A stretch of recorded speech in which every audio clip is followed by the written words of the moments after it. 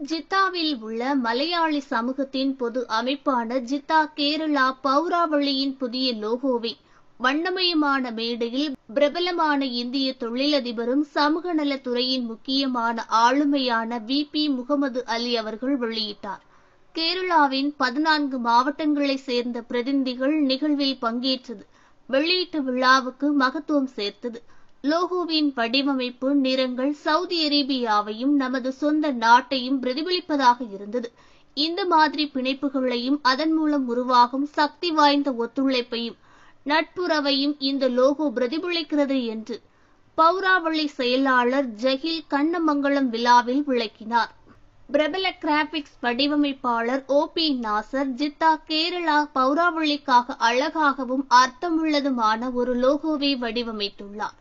விழாவில் ஜித்தா கேரளா பௌராவளி ஏற்பாடு செய்த ஸ்பான்டேனியஸ் 2025 பயிற்சி நிகழ்வில் பங்கேற்பாளர்களுக்கு பாராட்டு சான்றிதழ் வழங்கும் நிகழ்வும் நடைபெற்றது.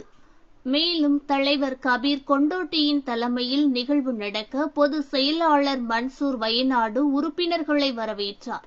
பின்னர் கணக்காளரான ஷரீப் அரக்கல் நிதி அறிக்கையை வழங்கினார். கானா பல்கலைக்கழகத்தில் இருந்து கல்வி மற்றும் சமூகம் என்ற தலைப்பில் டாக்டரேட் பெற்ற ஜித்தா நவோதயா தலைவரும் மற்றும் ஆசிரியரான ஷிபு திருவனந்தபுரத்திற்கு விழாவில் கேடயம் வழங்கி கௌரவிக்கப்பட்டது. ஓகே ஃப்ரெண்ட்ஸ், இது போன்ற நியூஸ்களை உடனுக்குடன் தெரிந்து கொள்ள எங்கள் ரேஸ் தமிழ் சேனலை லைக் பண்ணுங்க, ஷேர் பண்ணுங்க, கமெண்ட் பண்ணுங்க, மறக்காம சப்ஸ்கிரைப் பண்ணுங்க.